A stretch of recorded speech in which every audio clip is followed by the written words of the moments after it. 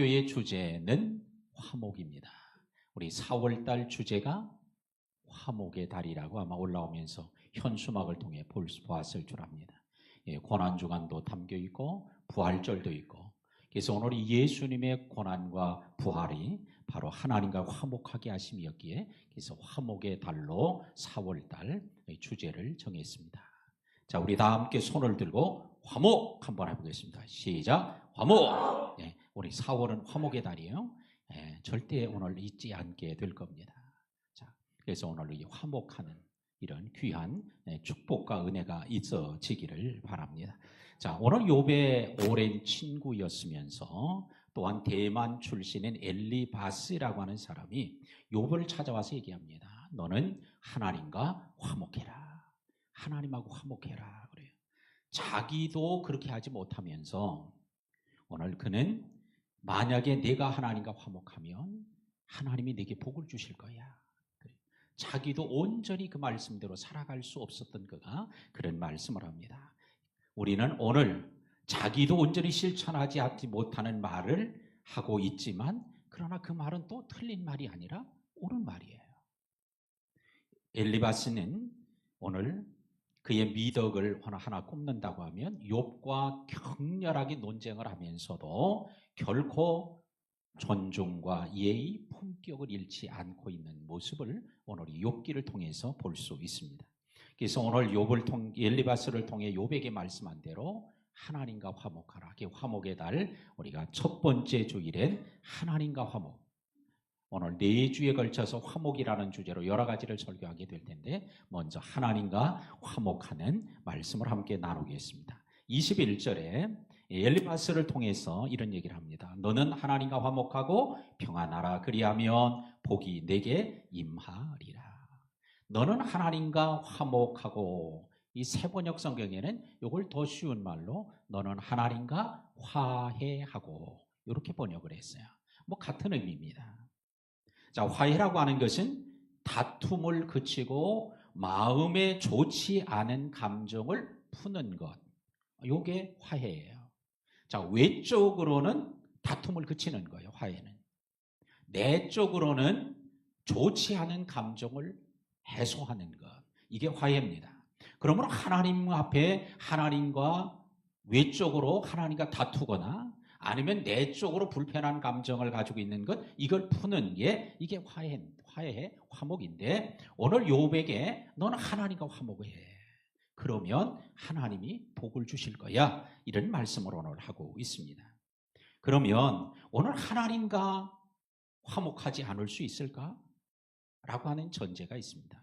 하나님과 화목해라 한 걸 보면 그럼 하나님과 화목하지 않은 지금의 욥의 모습을 우리가 떠올릴 수 있게 됩니다. 어떻게 하나님과 화목하지 않을 수 있을까? 어떻게 하나님과 화해하지 않을 수 있을까? 어떻게 하나님과 친밀하지 않고 살 수 있을까? 생각해 볼 수 있어요. 제가 여러분에게 이렇게 한번 묻겠습니다. 여러분들은 하나님과 친밀합니까? 이렇게 물으면 하나님하고 친밀하냐고. 하나님 더 쉬운 말로 하나님하고 여러분 친합니까? 다시 묻겠어요. 여러분은 하나님과 친합니까? 자, 오늘 우리는 아멘이라고 말하면서도 어떤 분들은 그런 거예요. 왜? 처음에 당당했다면 처음부터 아멘 소리가 컸을 거예요. 근데 처음에는 조금 덜했어. 근데 이건 아멘 안 하면 안 될 것 같고 해야 될 것 같아서 뭐 이런 느낌도 없지 않아 있어요. 하나님하고 친하냐, 하나님을 아느냐 라고 하는 것하고 하나님하고 친하냐라고 하는 건 이건 다른 의미예요. 알면서도 친할 수 있어요. 근데 알지만 안 친할 수도 있어요. 친밀하지 않고 멀 수도 있어요. 근데 너는 하나님하고 친밀해라. 하나님과 화해해라. 하나님과 더 가까워져라. 오늘 엘리바스가 이 얘기를 하는 거예요. 자, 우리는 오늘 하나님과 친밀하셨던 분은 더 친밀해지길 바라고, 친밀함이 좀 부족했다고 생각하시는 분은 오늘 이 시간 4월달 우리 고난의 달, 부활의 달을 맞아서 하나님과 예수님을 통해 더 친밀해지는 이런 은혜가 있기를 주의 이름으로 축복합니다. 성경에서 보면 하나님과 친밀하지 않고 다투고 하나님과 좋지 않은 감정을 가지고 있던 사람들이 몇 사람 나오는데 가장 대표적인 인물이 가인이에요. 하나님이 자기의 제사를 안 받으셨다고 기분이 안 좋았어요. 왜 동생 아벨의 제사만 받고 내 제사는 안 받는 거야? 하나님 앞에 불편했어요. 하나님 불만이 있었어요. 그래서 오늘 성경은 그가 안색이 변했다는 거예요. 하나님이 찾아와서 얘기합니다. 너 왜 안색이 변했냐? 근데 다른 번역 영어 성경에는 이런 번역도 있습니다. 그가 눈을 내리깔고 아래를 보았다라는 거예요. 안색이 변했다고 하는 것은 안색만 변한 게 아니라 하나님을 안 쳐다보는 거예요. 이건 뭐예요? 하나님 마음에 안 드는 거예요. 불편함이 있는 거예요. 그래서 오늘 눈을 내리깔고 하나님을 보지 않았다. 이런 표현으로 번역된 성경도 있습니다. 자, 그러므로 오늘 하나님께 대해서 불편한 마음을 가지고 있어요. 하나님이 와서 말씀해요. 근데도 하나님 말씀을 듣지 않아. 결국은 동생 아우를 쳐서 죽이는 끔찍한 아우를 살인을 범하고 맙니다. 자, 또 야곱이 떠나간다고 하는 천사를 막 붙잡고 매달릴 때 이때도 다툼이라는 단어를 쓰고 있어요. 바로 오늘 그냥 축복하지 않고 떠난다고 할 때 떠나지 못하도록 붙잡는 일. 왜? 내 마음이 안 들어서. 내가 원하는 걸 안 해주니까. 그래서 붙잡는 이럴 때도 오늘 다투고 마음이 불편한 야곱의 마음을 보여줍니다. 모세에게 하나님께서 너 이제 여기 미디안 생활 청산하고 애굽에 가서 내 백성을 데리고 나와라. 그럴 때 모세가 못 간다고 거절을 합니다. 가고 싶지 않은데 자꾸 하나님 가라는 거예요. 하고 싶지 않은데 하라는 거예요. 그래서 불편한 마음을 이때도 이 다투었다는 이 의미를 사용하고 있습니다. 하나님이 요나에게 너 다시스로 가서 니느웨 사람들이 회개하지 않으면 40일 뒤에 망한다고 해라.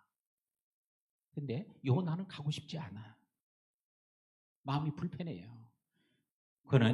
그래서 그는 아무도 모르게 누구도 하고 이동하지 않고 요바로 내려가는 항구로 내려가고 요바에서 은밀하게 배를 타고 다시스로 가는 배를 타고 가다가 풍랑을 만나죠. 그런데 그는 자기 마음이 불편하니까 어떻게 해요? 배를 몰래 탔지만 배 제일 아래층으로 내려가. 왜? 사람들의 시선이 싫은 거예요. 그 다음엔 그 제일 아래층에 내려가서도 마음의 불편함이 해소 안 돼요. 그러니까 잠을 자는 거예요. 자, 오늘 이런 모습들을 성경은 하나님과 다투고 하나님과 친밀하지 못한 모습으로 말하고 있다는 거예요. 혹시 우리의 삶 속에서도 이런 하나님과 다투고 하나님의 마음이 들지 않아서 하나님이 하시는 것이 내 마음에 흡족하지 않아서 내 뜻대로 되지 않아서 혹시 불편함으로 이런 다툼, 하나님과 친밀하지 못하는 장애, 요인이 되는 것들이 혹시 있습니까? 아마 이런 것들일 수 있어요. 기도 응답이 속히 이루어지지 않다고 불편해하는 감정. 왜 하나님 내 기도는 빨리 안 들어주는 거야? 왜 딴 사람의 기도만 빨리 들어주는 거예요? 이게 불편해하는 감정. 이게 친밀하지 못한 감정. 곧 하나님과 다투는 감정의 일부라고 할 수 있습니다. 또 하나님의 뜻이 내 뜻하고 달라. 내가 뜻하는 대로 이루어져야 되는데 하나님 그걸 지지해 주지 않아. 이래서 삐지는 일. 요럴 때도 이 불편한 감정이에요. 마음이 삐져 있어. 하나님 앞에. 하나님의 얼굴 보고 싶지도 않아. 하나님의 음성 듣고 싶지도 않아. 말씀 듣고 싶지도 않아. 이런 감정들. 또 하나님에 대해서 이게 무관심하고 하나님 우리가 고난을 당하는데도 하나님이 아무런 조치도 취하지 않고 무관심한 것처럼 침묵할 때 요럴 때도 이 불편한 감정들이 생겨납니다. 또 순종해야 하는 줄 알면서도 하기 싫은 마음이 막 들을 때 요럴 때도 이 바로 불편한 감정이 생겨납니다.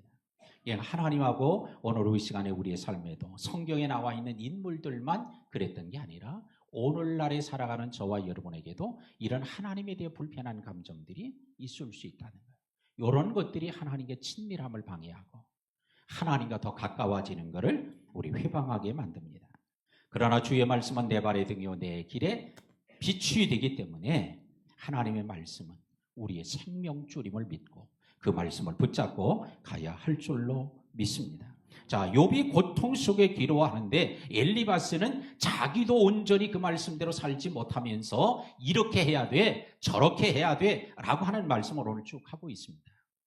자, 오늘 이와 같이 말씀을 할 때 자, 우리는 어떤 반응을 보일까? 엘리바스의 말은 틀린 게 하나도 없어요. 틀린 게 하나도 없는데 오늘 이럴 때 부모가 자식에게 때때로는 이런 말을 할 때가 있습니다. 자기도 못하면서 자식들에게는 막 잘하라고 하는 게 있어요. 자기는 학교 다닐 때 공부도 제대로 못했으면서 애한테는 공부 못한다고, 점수 못 받아왔다고 뭐 이 용돈을 깎느니 뭐 밥을 안 먹이겠다느니 막 너 잠을 몇 시간 덜 자야 되겠다 막 이럴 수 있어요. 자기도 못하면서 아이들에겐 이렇게 요구할 때가 있어요. 자기는 대학 다닐 때 맨날 대리 출석해놓고는 애 보고는 학교 안 간다고 이렇게 할 때가 있어요. 부모가. 선생님이 학생들에게도 자기가 못하면서 학생들에게 요구하는 것이 있을 수 있어요. 목회자도 자기가 다 못하면서도 성도들에게 그렇게 설교할 때가 있어요. 내가 못한다고, 목회자가 못한다고 성도들에게 그런 설교를 안 하면 그것도 문제예요. 자, 우리는 오늘 엘리바스의 모습을 보면 자기도 그걸 다 지키지 못하면서 이 욥에게는 이렇게 하라 저렇게 하라 하고 오늘 말하고 있습니다.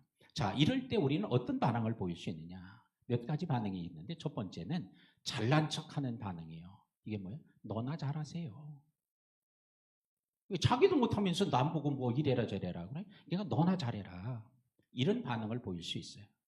그 다음에 두 번째는 못 들은 척하는 반응이에요. 그냥 그렇게 얘기를 해도 하려면 해 말고 그냥 그러니까 이렇게 무관심하게 보이는 이런 반응이 있을 수 있고요. 또한 어떻게는 그래 그 말씀은 하나님이 하시는 거로구나. 하나님의 음성으로 듣고 아멘으로 순종하는 이런 사람도 있어요. 똑같은 얘기를 들어도 어떤 사람은 너나 잘하세요 이럴 수도 있고 어떤 사람은 전혀 못 들은 척할 수도 있고 어떤 사람은 그걸 하나님의 말씀으로 듣고 순종하기도 해요. 데살로니가 교회 성도들에게 사도 바울이 말합니다. 내가 너희들에게 복음을 전할 때 너희가 내 말을 사람의 말로 듣지 않고 하나님의 말씀으로 듣고 순종하는도다. 그거예요. 그러니까 오늘 하나님의 말씀, 사도 바울도 다 자기가 잘하는 건 아니에요. 못하는 부분들이 있어요. 약한 부분이 있어. 그런데도 자기가 전하는 말씀을 하나님 말씀으로 듣고 순종했다고 칭찬하고 있습니다. 오늘도 우리가 하나님의 말씀을 들을 때 오늘 이 말씀은 엘리바스의 말이에요. 1차적으로는 오늘 엘리바스가 했던 말, 그래 너나 잘 믿어. 너나 하나님과 화목해. 지도 못하면서 뭘 놀고 그래. 이럴 수도 있어요. 우리가 성경을 읽으면서. 우리는 이 성경이 우리는 욥기 22장에 이렇게 나오니까 이게 하나님의 말씀이 하나님과 화목하라 그러니까 하나님이 선지자를 통해 하셨던 것으로 알지만 그게 아니고 엘리바스를 입을 통해서 말했다는 거예요. 우리는 때에 따라서 이와 같이 하나님의 음성이 하나님의 입에서만 나오는 게 아니고 선지자의 입을 통해서만 나오는 게 아니라 때로는 닭의 울음소리를 통해서도 주의 음성이 들려지기도 하고 때로는 지중해의 풍랑 속에서 요나처럼 하나님의 음성을 듣게 되기도 하고 어디서 어떻게 하나님의 음성이 들려질지는 몰라요. 때로는 나귀를 통해서도 하나님의 음성을 듣게 합니다. 그러나 우리가 하나님의 음성으로 듣고 믿음으로 순종하는 자들은 복이 있다고 오늘 성경이 말하고 있다는 거예요. 그래서 오늘 하나님과 화목하는 유일한 길은 구약시대에는 화목제를 드리는 거예요. 화목하지 못할 때는 뭐 해라? 화목제를 드려라. 그럼 하나님과 화목하게 된다. 이게 이제 구약의 아주 유일한 길입니다. 그런데 이 화목제를 드리는데 그러면 오늘날 우리 성도들이 하나님과 화목하려면 화목제를 드려야 될 거 아니겠어요? 근데 지금 우리가 하나님과 화목하기 위해서 양을 끌고 오고 염소를 끌고 이 성전 안으로 들어와서 여기서 잡아가지고 제사를 할 수 있겠습니까? 그런 사람은 하나도 없어요. 또 그럴 필요도 없어요. 그렇게 해서도 안 돼요. 왜? 로마서 5장 10절 우리 함께 보도록 하겠습니다. 로마서 5장 10절 우리 한번 같이 읽습니다. 시작. 우리가 원수 되었을 때 그의 아들의 죽으심으로 말미암아 하나님과 화목하게 되었은지요. 자, 로마서 5장에서는 이제 6절, 8절, 10절에 뭐뭐 했을 때, 뭐뭐 했을 때, 뭐뭐 했을 때가 나와요. 근데 10절에 우리가 원수 되었을 때, 하나님과 원수가 된 거예요. 그랬을 때에 그의 아들의 죽으심으로, 누구의 아들? 하나님의 아들, 곧 예수님의 죽으심으로 말미암아 하나님과 화목하게 되었으니, 우리가 하나님과 화목은 누굴 통해 된 거예요? 예수님을 통해, 하나님의 아들 예수님을 통해서 됐다는 거예요. 구약의 시대에는 제물을 가지고 나와 양을, 염소를 잡아서 드림으로 하나님과 화목이 됐어. 근데 그 화목 제물을 누가? 예수님이 자기 몸으로 화목 제물이 되어 주심으로 하나님과 화목하게 됐다는 거예요. 원수 되었을 때 하나님과 화목한 관계가 아니라 친밀한 관계가 완전히 등진 관계예요. 그럴 때 아기 예수님을 통해서 하나님과 화목하게 되었다라고 말씀합니다. 그러므로 이제는 하나님과 화목하는 길은 짐승의 피가 아니라 오직 예수님의 거룩한 보혈, 십자가를 통해서만이 이루어진다는 것을 알 수 있습니다. 그러므로 우리는 예수님의 십자가의 보혈을 통해서 하나님께 나아가는 자들이 오늘날 성도들이에요. 그래서 우리는 양을 끌고 오지 않고 염소를 가지고 와서 잡질 않아요. 피를 흘리지 않아요. 왜? 예수님이 다 이루셨기 때문에. 그러므로 우리는 예수님을 믿음으로 하나님께 나아가고, 예수님을 믿는 믿음으로 하나님께, 예수님 때문에 하나님은 우리와 하나님을 화목하게 하나님이 만드셨던 것입니다. 자, 그래서 오늘 이제 22절로 이하에 보니까 그럼 우리가 어떻게 화목해야 할 수 있는가? 엘리바스를 통해서 하는 말을 한번 나눠봅니다. 22절에 너는 하나님의 말씀을 네 마음에 두라. 하나님의 말씀을 어디에? 네 마음에 두어라. 그래요. 우린 돈이 있으면 돈을 어디에다가? 주머니, 지갑에다 넣어두어요. 그래야 든든하죠, 어디 가더라도. 그 다음에는 우리가 귀금속이 있으면, 보석 같은 게 있으면 어디다? 금고에다 넣어두어야 안전합니다. 하나님의 말씀을 어디에 두어야 돼? 마음에 두는데 누구의 마음? 내 마음에 두라. 따라합시다. 내 마음에 두라. 누구의 마음에 두라? 누구의? 할렐루야. 오늘 우리의 마음에 두어야 돼요. 이래야 안전하고 이게 복이 되는 거예요. 하나님의 말씀을 책상 위에만 두는 게 아니에요. 하나님의 말씀을 성경책 안에만 두는 게 아니라 어디다 두라? 마음에 두는 거예요. 하나님의 말씀을 마음에 오랫동안 둘 수 있는 방법은 뭐예요? 하나님의 말씀을 공감하는 거예요. 아, 그래요. 맞아요. 이렇게 해서 은혜를 받으면 이 말씀이 우리의 마음속에 오래 간직이 됩니다. 근데 똑같은 자리에 있어도 은혜를 못 받고 공감을 못하면 이게 금방 사라져버려요. 하나님의 말씀을 깊이 묵상하면 이게 우리의 마음에 오래 남습니다. 시냇가에 심겨진 나무처럼 오늘 주야로 하나님 말씀을 묵상하는 자가 복이 있다고 하니, 마음에 두는 것, 묵상을 하면 이 말씀이 그러한가 날마다 상고하고, 아침에도 이 말씀을 살피고 점심에도 저녁에도 우리가 하나님 말씀을 늘 살피며 사는 것. 우리 생명의 샘가를 통해서 매일마다 본문이 나가잖아요. 그 본문을 필사도 하잖아요. 그 말씀을 새벽마다 또 말씀을 또 전해주잖아요. 이 말씀을 마음속에 늘 되새기는, 이건 오랫동안 간직할 수 있는 방법이에요. 더 오랫동안 간직할 수 있는 방법은 뭐냐? 암송하는 거예요. 하나님의 말씀을 하면, 내가 주의 말씀을 지키려고 주의 말씀을 내 마음에 두었다고 다윗이 말한 것처럼 마음에 두는 거예요. 암송하는 건 오래 둘 수 있어요.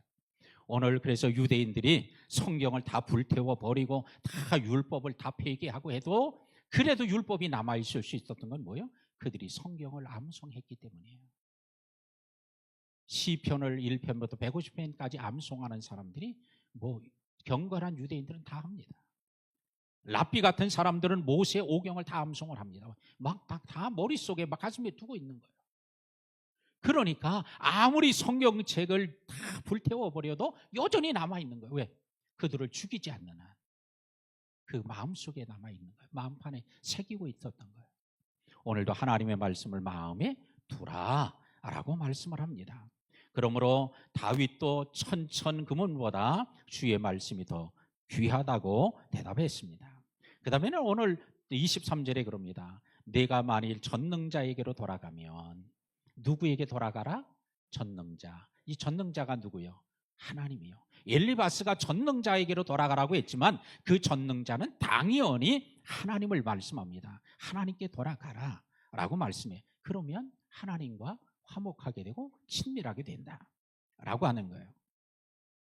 그 다음에는 24절에 뭐라고 그래? 욕심을 버리라 라고 말합니다. 내 보화를 티끌로 여기고 오빌의 금을 계곡의 돌로 여기라. 당시 오빌에서 생산되는 금은 아주 순도가 높은 아주 귀한 금속, 가치 있는 것이었습니다. 또 오빌에서 생산되는 보석 아주 너무 유명했습니다.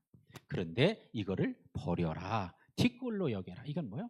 이와 같은 금은 보화가 쓸모없다 이 얘기가 아니라 이것보다 누가 더 귀하다? 전능자가 더 귀하다. 하나님이 더 귀하다라고 오늘 말씀하고 있습니다. 자, 그러면 하나님과 화목하게 되면 어떤 복이 있을 것인가? 엘리바스가 얘기해 줘요. 예. 자기도 못 그러면서도 또 말은 참 잘하고 권면도 잘하고 설교도 잘하는 거예요.